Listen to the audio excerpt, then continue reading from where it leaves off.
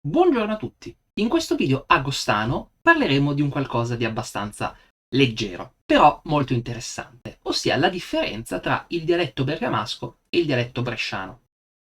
Una cosa che noi sappiamo è che, nonostante tanto odio, alle volte amichevole e alle volte un po' meno, Brescia e Bergamo sono città con una storia simile, una cultura molto simile, una cucina anche molto simile, e ovviamente anche una lingua simile. Sappiamo bene che Brescia e Bergamo sono i nuclei principali del gruppo dialettale lombardo orientale. Ma, nonostante ciò, c'è un'altra affermazione che è altrettanto vera, ossia che il milanese e il bergamasco sono i centri principali della lingua lombarda. Ma come è possibile? Beh, adesso lo vedremo anche guardando la mappa isoglottica. Prima di tutto penso sia utile una vaga infarinatura su quello che è il lombardo orientale. Si tratta di un gruppo linguistico identificato almeno dai primi dell'Ottocento, ne parlava l'anonimo editore che aveva aggiunto delle note italiane al manuale dell'Adelung, definendolo parte del basso lombardo, tutto con il nome di bresciano per gran felicità degli amici bergamaschi. Lo ha definito un po' meglio il Biondelli nel 1845, formalizzandolo un po' meglio e riconoscendolo comunque parte del lombardo, e col tempo i linguisti hanno visto un po' quelli che sono i suoi tratti principali, che sono il plurale desinenziale al femminile, ad esempio a Milano diciamo la dona, i don, mentre invece in lombardo orientale si dice, prendiamo a caso il bergamasco, la dona, idone. Poi c'è il passaggio in sillaba chiusa di U in E. Quindi ad esempio in milanese diciamo el fium, in bergamasco no, el fium. E questo tra l'altro vuol dire che nel sistema lombardo E è anche un allofono di U ed è anche un allofono di O, ma questo è un discorso di cui parleremo in un altro video. Poi c'è il fatto che il participio passato si fa in at o al massimo in ad, quindi non c'è l'uso della vocale come discrimine. A Milano ad esempio diciamo parlà come verbo all'infinito, parlà come verbo al participio, dunque per esempio potremmo dire è il milanese le parlà in dappertutto fera che a Milano, mentre invece in lombardo orientale dicono parlà, parlà. E questo è infatti l'assenza della lunghezza vocalica. Vi lascio in descrizione l'articolo su cui mi sono basato, a cui ho anche contribuito, che spiega tutto. Poi c'è anche la palatizzazione del plurale dentale, quindi la T, o anche la D in alcuni casi, ma sappiamo bene che a livello di pronuncia sono uguali, va sempre in plurale in C. Quindi per esempio a Milano diciamo el gat, che fa plurale in i gat. A Bergamo dicono ol gat, che fa plurale in i gach.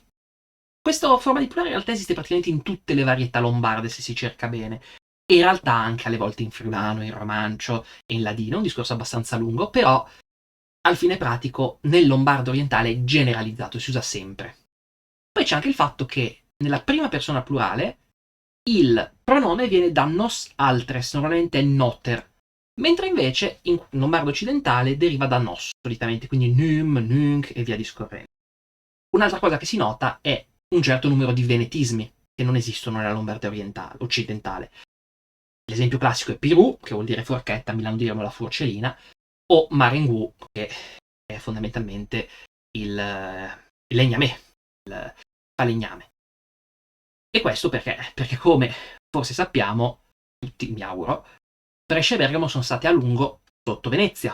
Ciò non vuol dire che parlino un dialetto veneto, chi sostiene che a Brescia e Bergamo si parli veneto è pazzo, però c'è una certa influenza. È bene notare che alcune fonti oggi ritengano che anche il mantovano sia da considerarsi lombardo e da considerarsi un dialetto sui generis del lombardo orientale. Ne ha parlato qualcuno nei commenti agli scorsi video, notando come quando si inserisce Mantova nel sistema linguistico lombardo orientale, molti sistemi posizionali della lingua vengono risolti praticamente in automatico.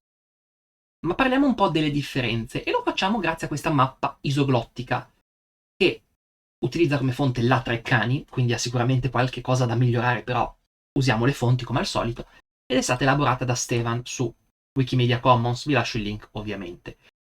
Le differenze che noi possiamo vedere in questa mappa non sono proprio da poco, potremmo dire. Infatti vediamo che se tra Milano e Bergamo passano 3 isoglosse, tra Bergamo e Brescia passano altrettanto isoglosse. Quindi parliamo comunque di una certa diversità di fenomeni non da poco.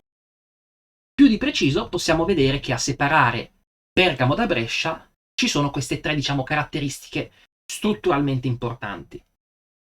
La prima è l'infinito adesinenziale della terza coniugazione latina ere. Ciò vuol dire, ad esempio, che a Milano e a Bergamo scrivere si dice scriv, mentre invece in bresciano si dice scriver, o scrivi, volendo, qualcuno dice anche così, però di base quella terza persona aggiunge un qualcosa, non è adesinenziale, e questa è la ragione tra l'altro per cui sia in NOL sia in SL si utilizza effettivamente scriver come forma. Poi c'è l'esito sonoro G del latino cl intervocalico.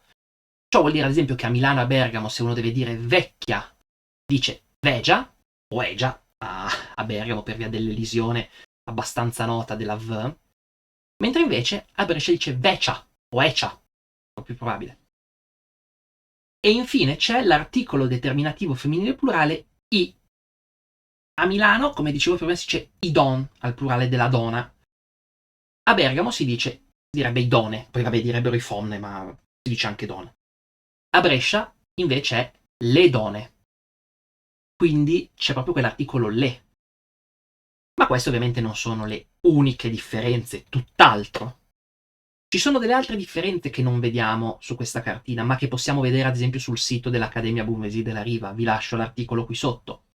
Ad esempio, il nesso latino ct si evolve in un modo abbastanza differente a Brescia rispetto a Bergamo. A Milano e a Bergamo si dice noc, per esempio, o frec, per notte e freddo, mentre in bresciano si dice fred e notte.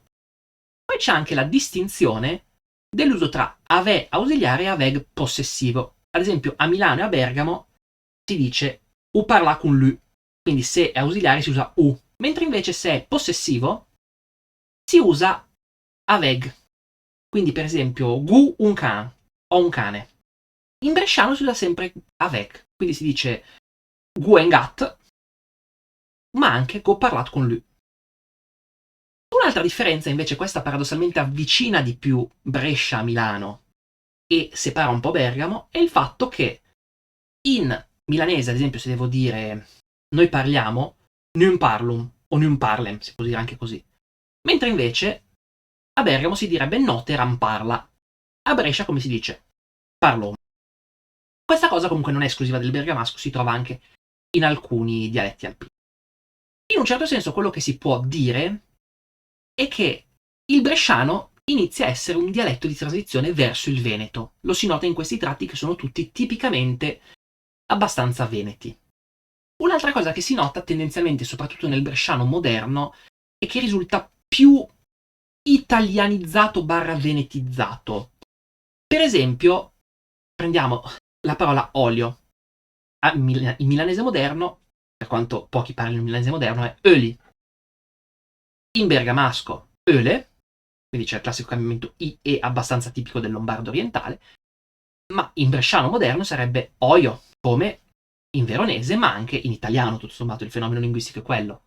Però nel bresciano dei primi anni dell'Ottocento, come si legge nel Melchiori, risulta anche lì öle, in sostanza sia un po' più italianizzato, pur avendo già di base una partenza più venetistica, diciamo, che lo avvicina a un sistema che, come sappiamo, per varie cose fonetiche è più vicino all'italiano e in generale ha delle diversità rispetto al sistema linguistico lombardo. La sintesi dell'Accademia Bonvesin merita di essere letta.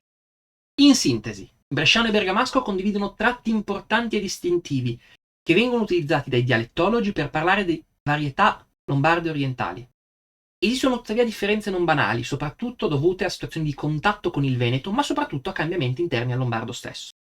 Per questa ragione ha senso ritenere bergamasco e bresciano parte dello stesso gruppo, ma non è corretto considerarli come uno stesso identico dialetto in uno studio più approfondito delle varietà.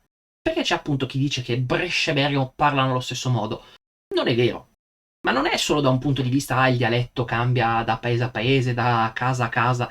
Quella è un'esagerazione. È vero che esiste questa varietà, è vero che non esiste il bresciano e il bergamasco, assolutamente, sia chiaro.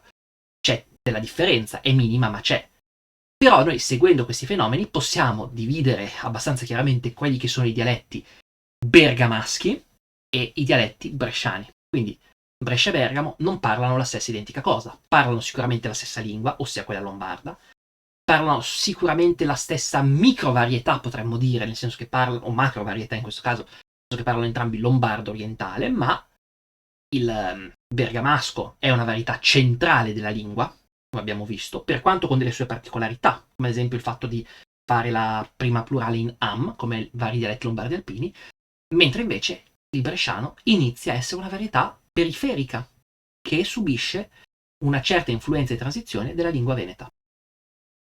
Quindi, se questo video ti è piaciuto, ti invito a mettere un mi piace, a condividerlo con qualche amico di Brescia o Bergamo, così da sentire anche un po' il suo parere.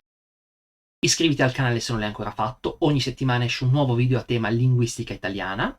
Se hai qualsiasi dubbio o considerazione, fallo nei commenti. Se vuoi sostenermi, trovi in descrizione dei modi per farlo, oppure puoi mandare un super grazie attraverso YouTube. E buona continuazione, grazie mille.